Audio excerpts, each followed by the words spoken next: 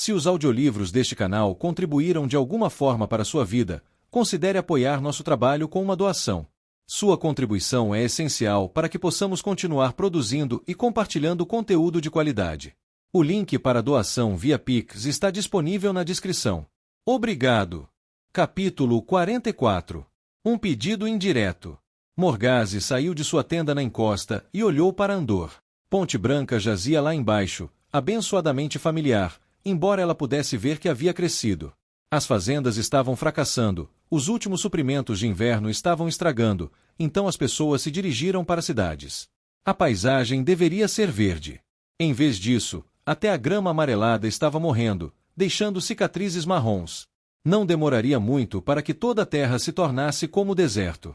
Ela ansiava por agir. Esta era a sua nação. Ou pelo menos já fora. Ela saiu da tenda, procurando o mestre Gil. No caminho, passou por Faile, que conversava com o intendente novamente. Morgase assentiu, demonstrando deferência. Faile assentiu de volta. Havia uma cisão entre as duas agora. Morgase desejava que fosse diferente. Ela e as outras haviam compartilhado um pedacinho de suas vidas quando a esperança era mais fraca que a chama de uma vela.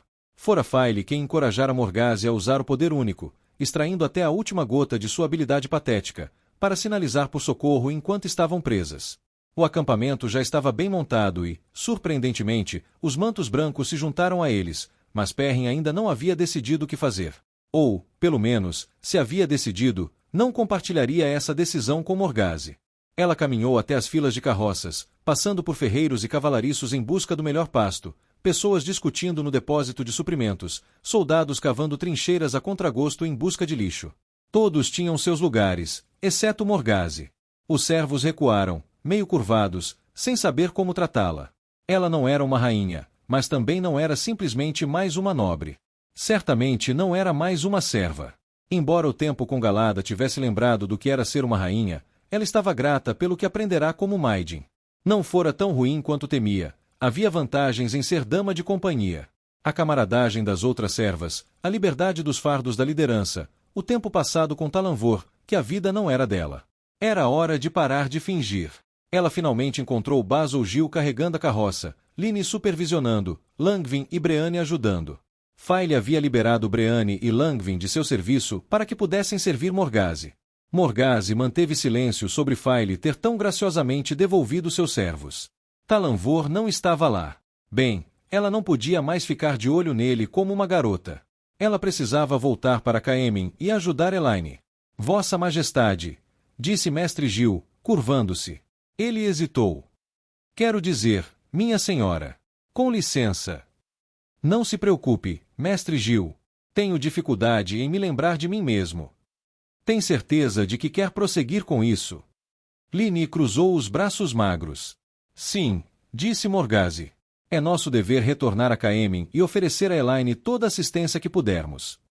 Se você diz, disse Lini. Eu acho que qualquer um que permite 2 galos no mesmo curral merece a confusão que causa. Morgase ergueu uma sobrancelha. Anotado. Mas acho que você descobrirá que sou perfeitamente capaz de ajudar sem usurpar a autoridade de Elaine. Lini deu de ombros.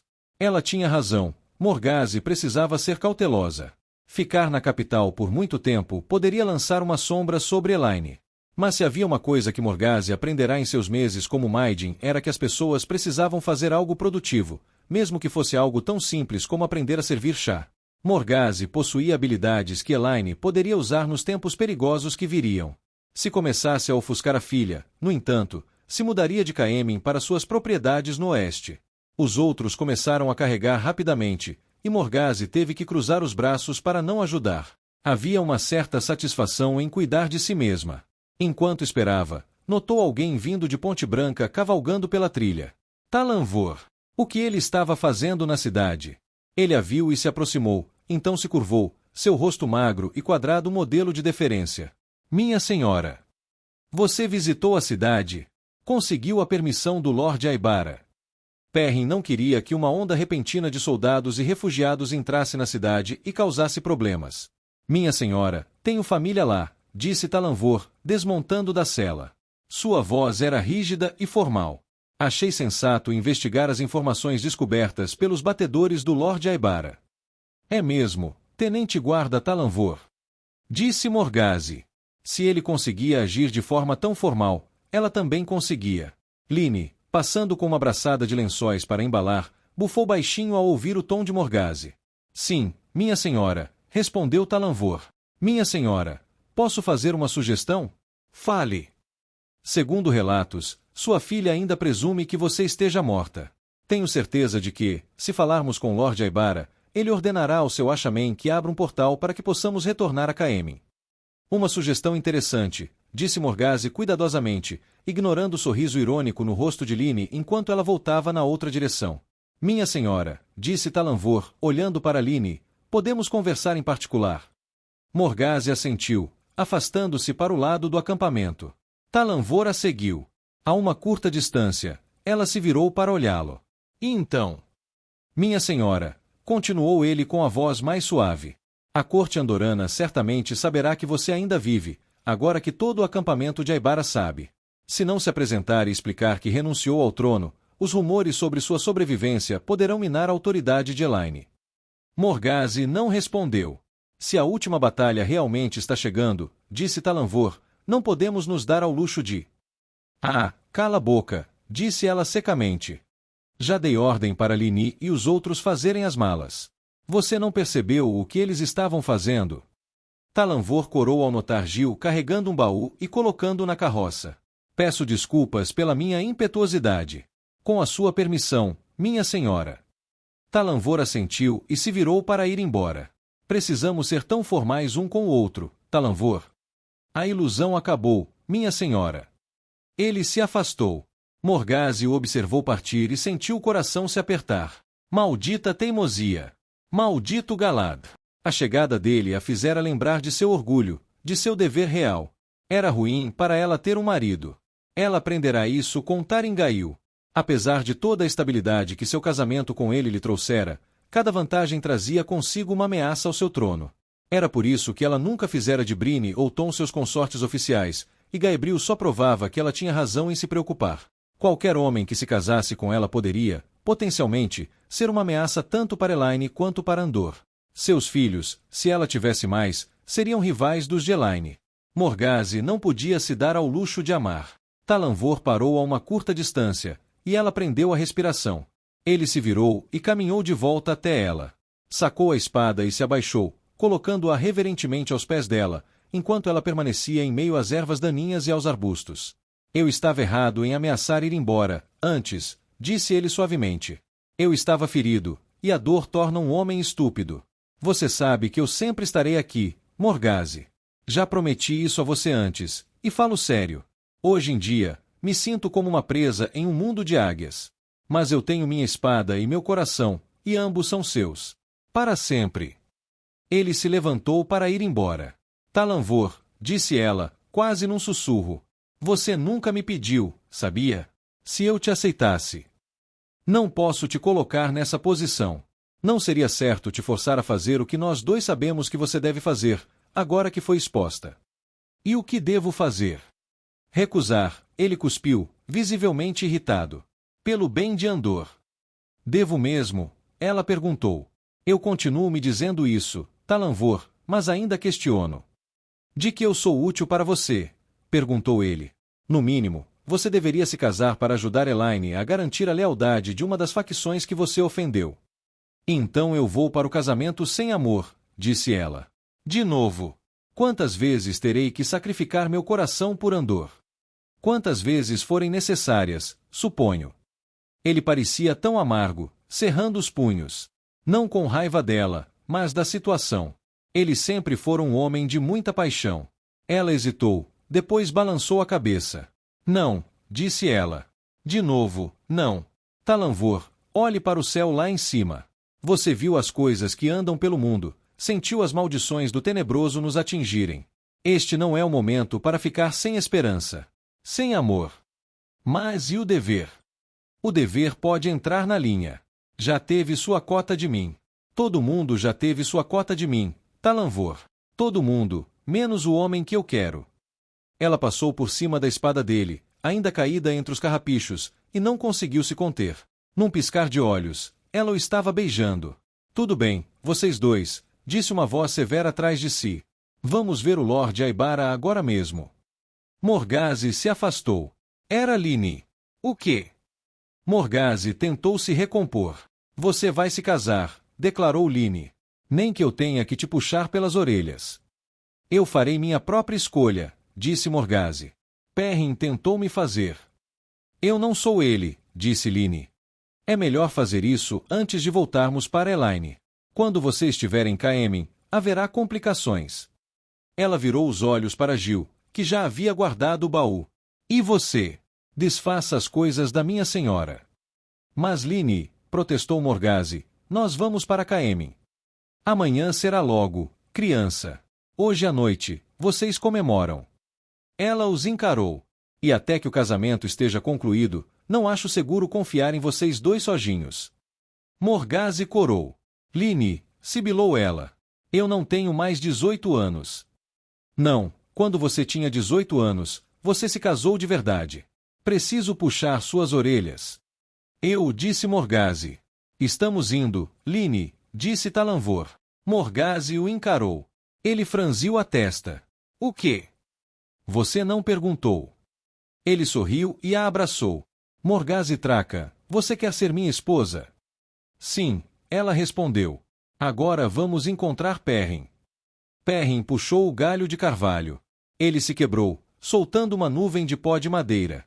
Enquanto ele segurava o galho, serragem escorreu da ponta para a grama marrom. Aconteceu ontem à noite, meu senhor, disse Kevin Thor, segurando as luvas. Todo o bosque de árvores ali, morto e seco em uma noite. Quase 100 árvores, eu diria. Perrin largou o galho e limpou as mãos. Não é pior do que o que já vimos antes. Mas... Não se preocupe com isso, disse Perrin. Mande alguns homens colherem essa madeira para fogueiras. Parece que vai queimar muito bem. Kevlin assentiu e saiu apressado. Outros lenhadores espiavam por entre as árvores, parecendo perturbados. Carvalhos, freixos, olmos e nogueiras morrendo da noite para o dia já era ruim o suficiente.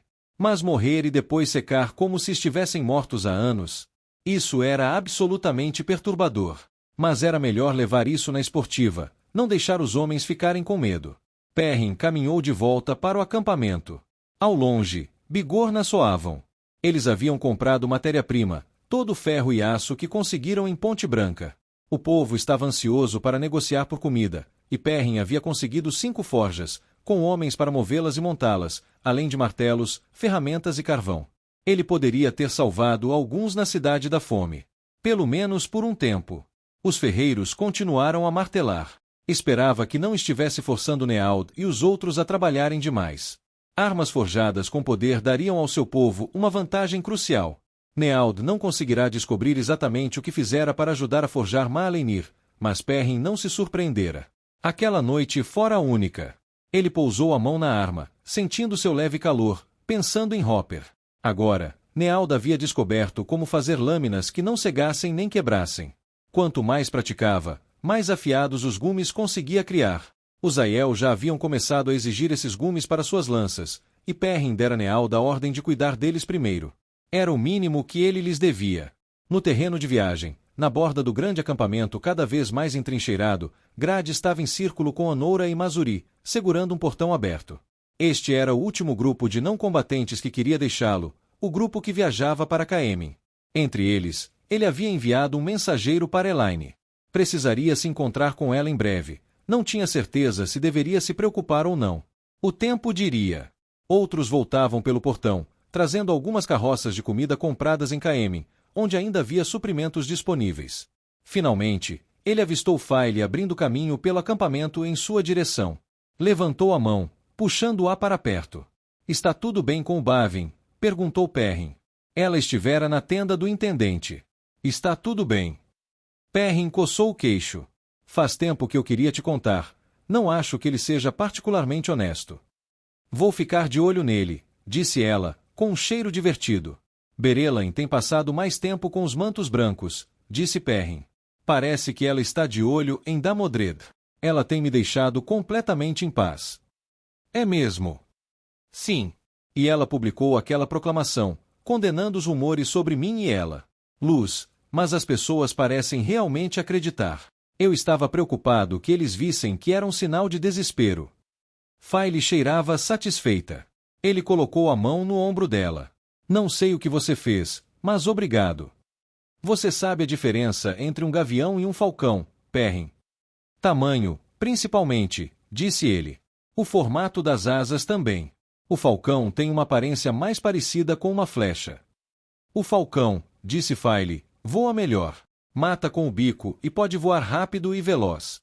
O gavião é mais lento e mais forte. É excelente em capturar presas que se movem no chão. Gosta de matar com a garra, atacando de cima. Tudo bem, disse Perrin. Mas isso não significa que, se ambos virem um coelho lá embaixo, o gavião será melhor em capturá-lo. É exatamente isso que significa. Ela sorriu. O gavião é melhor em caçar o coelho. Mas, veja bem, o falcão é melhor em caçar o gavião. Você enviou o mensageiro para Elaine. Mulheres. Ele nunca conseguiria entendê-las. Por uma vez, porém, isso parecia bom. Eu entendi. Espero que possamos nos encontrar com ela em breve. Já há rumores no acampamento sobre quem você pode levar com você. Por que haveria conversa? Disse Perrin. Será você. Você saberá lidar melhor com Elaine, embora ter a Liandre por perto provavelmente não faça mal. E Berelain? Ela pode ficar no acampamento, disse Perrin. Cuidar de tudo aqui. Ela conseguiu ir da última vez. Filey cheirava ainda mais satisfeita. Nós deveríamos. Ela interrompeu, franzindo a testa. Bem, parece que a última folha finalmente caiu. O quê? Disse Perrin, virando-se. Ela olhava para um grupo que se aproximava. A idosa Lynne, seguida por Morgase e Talanvor, se entreolhavam como um casal recém-chegado de Beltine. Achei que ela não gostasse dele, disse ele. Ou, se gostasse, não ia se casar com ele de qualquer maneira. Mentes mudam, disse Filey, muito mais rápido que corações. Seu cheiro era levemente raivoso, embora ela o disfarçasse. Ela não havia perdoado Morgase completamente, mas não era mais abertamente hostil. Perrin Aybara, disse Morgase. Você é a pessoa mais próxima de um lorde que este acampamento tem, além do meu enteado. Mas não seria certo que um filho também cheirasse a raiva. Perrin suspirou. Por mais que brigassem entre si, estavam sempre ansiosos para atacar um homem que dissesse a coisa errada, mesmo que fosse a verdade. No entanto, Morgase se acalmou. Desculpe. Não tive a intenção de insultar sua autoridade. Está tudo bem, disse ele. Suponho que você tenha motivos para questionar. Não, disse Morgase, erguendo-se. Luz, mas conseguia parecer uma rainha quando queria. Como não perceberam isso antes? Você é um lorde, Perrin Aybara. Suas ações demonstram isso. Os dois rios são abençoados por sua causa, e talvez Andor também. Contanto que você continue sendo parte dela. Eu pretendo, prometeu Perrin. Bem, se você fizer isso por mim, disse ela, olhando para Talanvor, então eu estaria disposta a falar em seu nome com Elaine. Arranjos podem ser feitos, e títulos de verdade, podem ser concedidos. Aceitaremos sua oferta de falar por nós, disse Filey, falando rápido antes que Perrin pudesse fazê-lo. Mas decidiremos, com sua majestade, se conceder títulos é o caminho certo neste momento. Perrin a encarou. Ela não estava mais considerando dividir os dois rios em um reino próprio, estava. Eles nunca haviam discutido isso em termos tão francos, mas ela o encorajara a usar a bandeira de Manetheren. Bem, eles teriam que ver isso. Perto dali, ele podia ver Galad da Modred caminhando em sua direção, com Berelain, como sempre ultimamente, ao seu lado. Parecia que Morgase havia enviado um mensageiro para buscá-lo. Galad guardava algo no bolso. Uma pequena carta, ao que parecia, com um selo vermelho. Onde ele a teria conseguido? Parecia perturbado, embora sua expressão se suavizasse ao chegar. Não pareceu surpreso com a notícia do casamento. Cumprimentou Perrin com um aceno de cabeça e um abraço em sua mãe, seguido de um olhar severo, mas cordial. Cumprimentou Talanvor. Que tipo de cerimônia você gostaria? Perrin perguntou a Morgase. Eu só conheço o jeito dos dois rios. Acredito que juramentos simples diante de você serão suficientes, disse Morgase. Já estou velho o suficiente para estar cansado de cerimônias. Parece apropriado para mim, disse Perrin. Galad deu um passo para o lado e Morgase e Talanvor apertaram as mãos. Martin Talanvor, disse ela. Já recebi mais de você do que mereço, por mais tempo do que sei que já recebi. Você afirmou que o amor de um simples soldado não é nada diante do manto de uma rainha, mas eu digo que a medida de um homem não está em seu título, mas em sua alma. Vi em você bravura, dedicação, lealdade e amor. Vi o coração de um príncipe dentro de você, o coração de um homem que permaneceu fiel quando centenas ao seu redor falharam. Juro que te amo. E diante da luz, juro não te deixar. Juro te estimar para sempre e te ter como meu marido. Berelain pegou um lenço e enxugou os cantos dos olhos. Bem, mulheres sempre choravam em coisas como casamentos. Embora Perrin, bem, ele também sentiu um pouco de água nos olhos. Poderia ter sido a luz do sol.